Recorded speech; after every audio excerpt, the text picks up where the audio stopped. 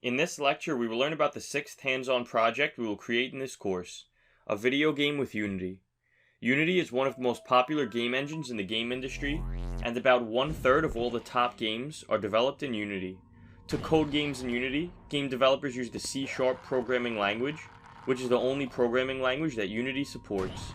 If you want to develop games as a career or hobby, then it is essential that you build up your skills in Unity and have a strong understanding of C#. The more C# you know, the better games you can build in Unity. For the hands-on project, we will build a survival horror game in the style of games like Resident Evil.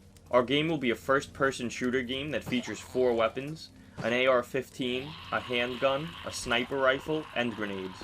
Other key aspects of the game will be a top-down minimap, health bar system, and AAA quality level design including exploding red barrels.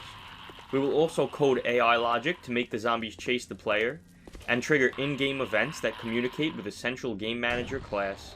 Game development is a field that relies heavily on object-oriented programming, so get ready for some practical, hands-on coding of topics like subclasses, inheritance, and overriding functions.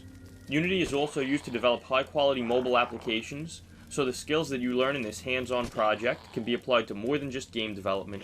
Fields like the military and medical fields use Unity to build VR simulations and training programs that have a real-world impact. I work in the game industry, so this hands-on project was especially fun for me, since I have been using Unity for several years in both the professional capacity and for side projects, and also for teaching Udemy courses. I'm super excited to share some of the professional techniques I learned in the game industry in this action-packed section of the course.